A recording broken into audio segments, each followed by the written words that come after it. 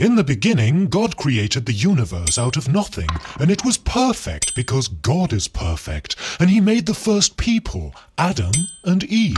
They were perfect too, and there was no death and no disease. But the people rebelled against God. That was called the fall, and that is how sin entered the world. And sin is the reason we have death. God finds sin unacceptable. It's what separates us from Him, because He's perfect. So when we die with sin in our hearts, we can never be with God. We go to hell forever. But God so loved the world, He sent a part of Himself to pay the price for your sin so that you can be saved. That is called the atonement. And the atonement is the only way for you and me to be with God.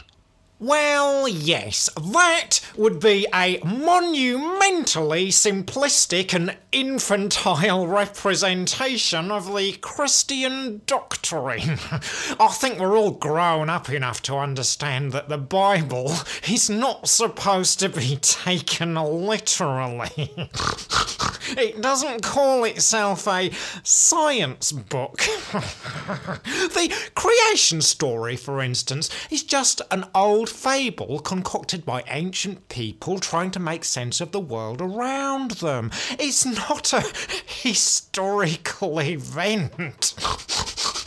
So we can get rid of that.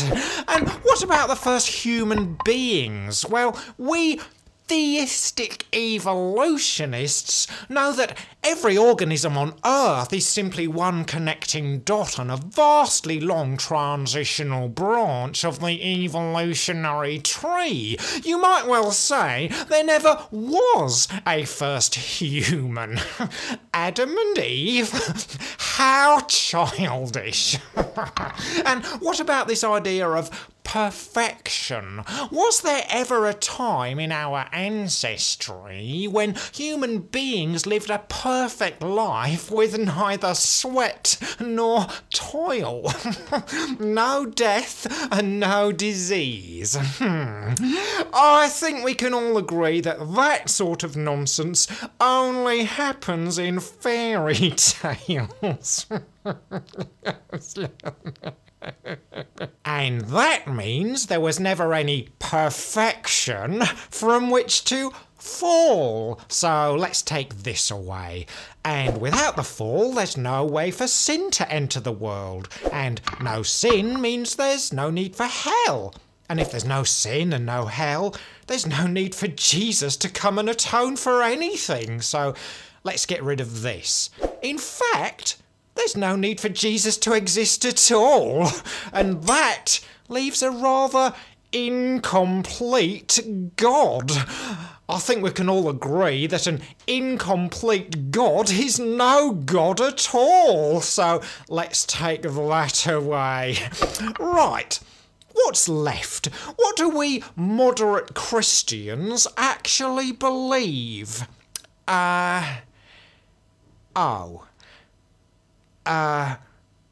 Fuck. No!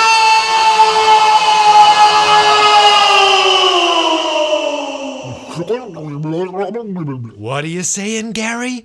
Nate Cunningham's in trouble? He's inadvertently demolished the foundations of Christianity by removing just one scientifically invalid verse from the Old Testament? Don't worry, Gary. Moderate Christian comes to the rescue! Oh, thank goodness you're here. I seem to have accidentally destroyed the whole of Christianity. Hey, don't worry, Nate Cuntingham. We'll have your moderate ideology rebuilt before you can say progressive theistic liberalism. But look, every time I try to remove Adam and Eve, sin gets dislodged, and that pushes atonement off the pile, which means there's nowhere to put Jesus. Hey, How about putting sin down here at the bottom? I tried that, but you can't rest God's creation on top of sin, can you? That wouldn't make any sense at all. Crumbs. I see what you mean. This is gonna be trickier than I thought. We're going to need help. Good idea, Gary. Go fetch Shanna. Oh, wow. Looks like you guys are having a whole heap of fun. Thank goodness you're here. We need your advice from a super moderate, non-denominational deistic perspective. Look, I've broken the whole of Christianity and I can't work out how to put it back together. Okay, let's take some deep breaths. You need to remember something, young man. Remember what? You're a moderate. I know, but... Moderates are not like normal human beings. We're special. Yes, we are special. What do moderates do when our beliefs come under scrutiny?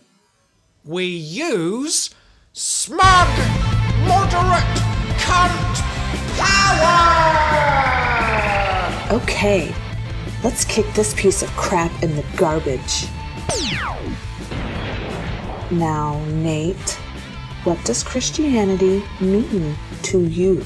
It means, Jesus atoned for my sins? No, Nate. You're a moderate. You need to describe your faith by using the most incoherently nebulous analogy known to mankind. Okay. Christianity is like, knocking on a metaphysical door and not knowing for certain whether anyone is listening on the other side. Excellent. That's perfect. Hey, let's use this insignificant bit of wool to represent the door. And I will put this formless piece of fluff over here to represent the possibility of someone being on the other side. Oh, please be careful. Oh, it's too insubstantial. No, it's blowing away. Too weak to make analogy. Oh, Maute, thank goodness you're here. We need some serious backslapping. Okay, I don't normally say this, but what you just did with that piece of fluff was incredible. The way you let it drift through your fingers like that, oh my God, I thought it was awesome. No, scratch that. You are awesome. Each and every one of you. Maute backslapping power up. I think I've got it.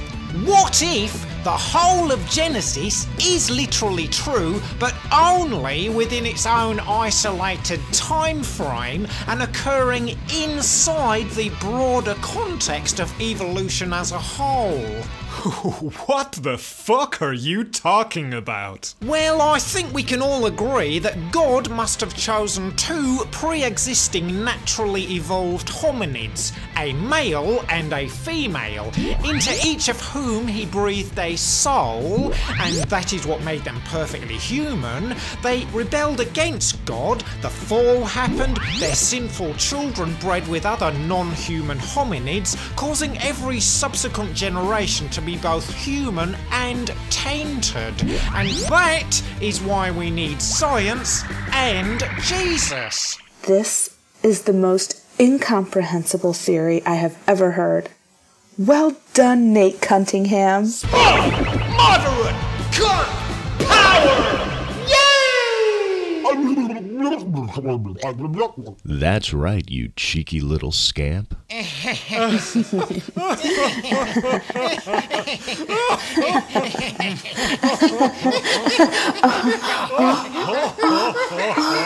Oh, Maute,